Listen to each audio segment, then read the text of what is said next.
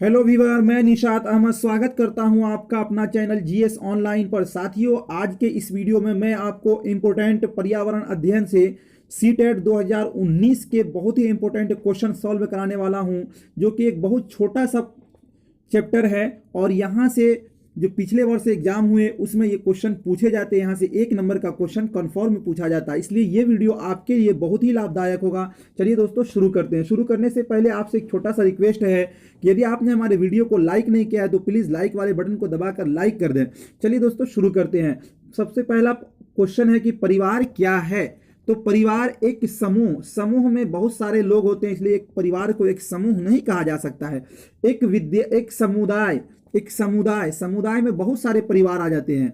और option number 3 जो है एक सामाजिक संस्थान, तो ये आपका सही ऑप्शन राइट हो जाएगा कि एक सामाजिक संस्थान परिवार को कहा जा सकता है, इसलिए इसका ऑप्शन नंबर 3 जो है राइट हो जाएगा। अगला है क्वेश्चन 2 नंबर में कि समाज शास्त्रियों के अनुसार परिवार में, देखिए एक परिवार में पति पत्नी और बच्चों का होना अनिवार्य है, माता पिता का होना अनिवार्य नहीं है। तो इसलिए इसमें जो क्वेश्चन दिया जा रहा है कि पति पत्नी और बच्चों का होना अनिवार्य है, ये सबसे अच्छा बेटर ऑप्शन है। बाकी 2 नंबर है कि माता पिता और पति पत्नी का होना अनिवार्य है, ये जरूरी नहीं है। 3 नंबर में कि माता पिता और बच्चों का होना अनिवार्य है, ये भी जरूरी नहीं है। और ऑप्शन नंबर 4 जो है उपरोक्त सभी, तो इसलिए इसका ऑप्शन नंबर 1 जो है कि पति पत्नी और बच्चों का होना अनिवार्य है और ये एकल परिवार कहलाता है, इसलिए इसका ऑप्शन नंबर 1 जो क्या हो जाएगा, राइट हो जाएगा। क्वेश्चन नंबर 3 है कि सामाजिक जीवन के प्रारंभिक पाठशाला किसे कहा जाता है। सामाजिक जीवन की प्रारंभिक पाठशाला किसे कहा जाता है। ऑप्शन नंबर 1 में है परिवार, ऑप्शन नंबर 2 में है गांव, ऑप्शन नंबर 3 में विद्यालय, ऑप्शन नंबर 4 में इनमें से कोई नहीं। तो इसका सबसे बेटर ऑप्शन जो है वो है 1 नंबर कि परिवार को सामाजिक जीवन का पाठशाला यानी शुरुआती पाठशाला कहा जाता है, इसलिए इसका ऑप्शन नंबर 1 क्या हो जाएगा, राइट हो जाएगा। अगला सवाल है कि किसने परिवार के कार्यों का वर्गीकरण आवश्यक और अनावश्यक रूप में किया। तो ये किया था एक साइंटिस्ट थे, मैका इवर। कौन? मैका इवर, इसलिए इसका ऑप्शन नंबर 1 जो है राइट हो जाएगा। अगला सवाल है 5 नंबर में कि परिवार के मुख्य शारीरिक कार्य हैं। परिवार के मुख्य शारीरिक कार्य हैं। ऑप्शन 1 में है पालन पोषण, ऑप्शन 2 में है भोजन, ऑप्शन नंबर 3 में है शारीरिक सुरक्षा, ऑप्शन नंबर 4 में है ये सभी।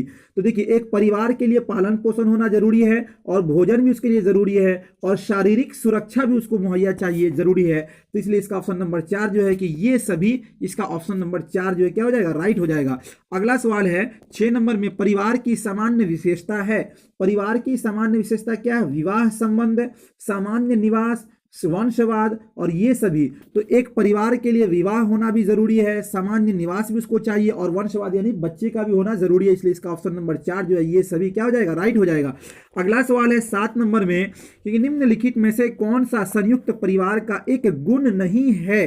तो संयुक्त परिवार जो होता है वो क्या है, आलस्य का अभाव, ऑप्शन नंबर 2 में कृषि व्यवस्था के लिए उपयुक्त, ऑप्शन नंबर 3 में श्रम विभाजन की सुविधा, ऑप्शन नंबर 4 में उपयुक्त में से कोई नहीं। तो आलस्य का अभाव जो है ये, इसलिए इसका ऑप्शन नंबर 1 क्या हो जाएगा, राइट हो जाएगा। क्वेश्चन नंबर 8 है कि एकल परिवार के तीव्र प्रचलन के लिए क्या उत्तरदायी है। देखिए एकल परिवार उस परिवार को कहते हैं जिसमें पति पत्नी और उसके बच्चे हों, यानी अविवाहित बच्चे हों और पति पत्नी हो, उसको एकल परिवार। तो जनसंख्या अधिक है इसलिए महंगाई होता है, इसलिए एकल परिवार का तीव्र चलन है। तो इसलिए महंगाई, जनसंख्या, कलह की संभावना, उपरोक्त सभी। तो इसका सही ऑप्शन जो उपरोक्त सभी हो जाएगा। अगला क्वेश्चन है 9 नंबर में भारतीय परिवार का स्वरूप है। देखिए भारत में जो आम लोग जीवन जीते हैं वो शादी करके अपनी पत्नी को अपने घर ले आते हैं, न के शादी करके उसी के घर पे रहते हैं, ऐसा नहीं है यहाँ पर। तो इसलिए इसका ऑप्शन नंबर 1 जो देखिए कि मातृ सत्तात्मक, ऑप्शन नंबर 2 में पितृ सत्तात्मक और ऑप्शन नंबर 3 में मातृ स्थानीय और ऑप्शन नंबर 4 में इनमें से कोई नहीं। तो 9 का जो ऑप्शन सही होगा वो 2 नंबर की पितृ यानी पिता के यहाँ पे रहते हैं सब लोग, इसलिए इसका ऑप्शन नंबर 2 क्या हो जाएगा, राइट हो जाएगा। अगला क्वेश्चन है 10 नंबर में निम्नलिखित में से कौन सा परिवार समरक्त संबंधी परिवार का उदाहरण है। समरक्त संबंधी, देखिए समरक्त संबंधी परिवार का उदाहरण है 10 नंबर। तो देखिए इसका है कि एकल परिवार, वैवाहिक परिवार, संयुक्त परिवार। तो संयुक्त परिवार में समान रक्त यानी सब एक ही रक्त होता है, इसलिए इसका ऑप्शन नंबर 3 क्या हो जाएगा, राइट हो जाएगा। अगला प्रश्न है 11 नंबर में किस प्रकार के परिवार में विवाहित युगल स्त्री के परिवार के साथ निवास करते हैं?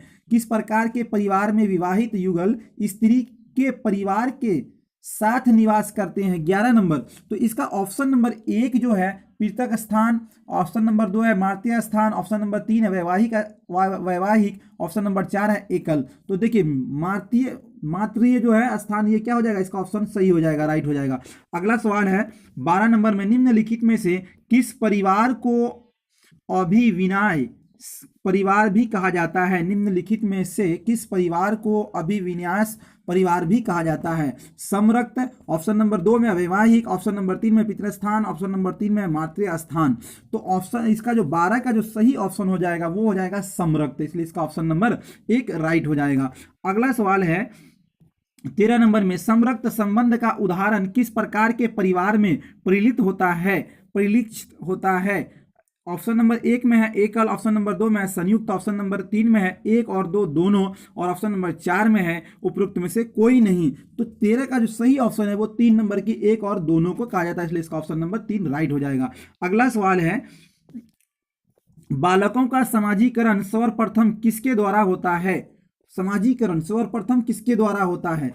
परिवार के द्वारा, मित्रों के द्वारा, शिक्षा के द्वारा, रिश्तेदारों के द्वारा। सर्वप्रथम किसके द्वारा होता है? तो 14 का सही ऑप्शन जो वो परिवार के द्वारा ही बांटा जाता है बालक को, इसलिए इसका ऑप्शन नंबर 1 क्या हो जाएगा? राइट हो जाएगा। अगला क्वेश्चन है 15 नंबर में, निम्नलिखित में से कौन सी मित्रता सर्वोत्तम है? तो आनंद की मित्रता, उपयोगिता की मित्रता और अच्छाई की मित्रता, और ऑप्शन नंबर 4 जो है उपरोक्त सभी। तो इसका सही ऑप्शन जो है 15 का वो है 3 नंबर, अच्छाई की मित्रता जो है सबसे अच्छा है। क्या है? सही है, इसलिए इसका ऑप्शन नंबर 3 राइट हो जाएगा। अगला क्वेश्चन है 13 नंबर में, अरस्तु द्वारा मित्रता के वर्गीकरण में क्या सम्मिलित है? उपयोगिता की मित्रता, आनंद की मित्रता, अच्छाई की मित्रता, उपयुक्त सभी। तो अरस्तु एक बहुत बड़े वैज्ञानिक थे, इन्होंने ये तीनों वर्गीकरण किए हैं, तीनों परिवार के 3 वर्गीकरण, बच्चे के 3 वर्गीकरण किए हैं। कौन? उपयुक्ता की मित्रता, आनंद की मित्रता, अच्छाई की मित्रता, इसलिए इसका ऑप्शन नंबर 4 जो उपयुक्त सभी हो जाएगा।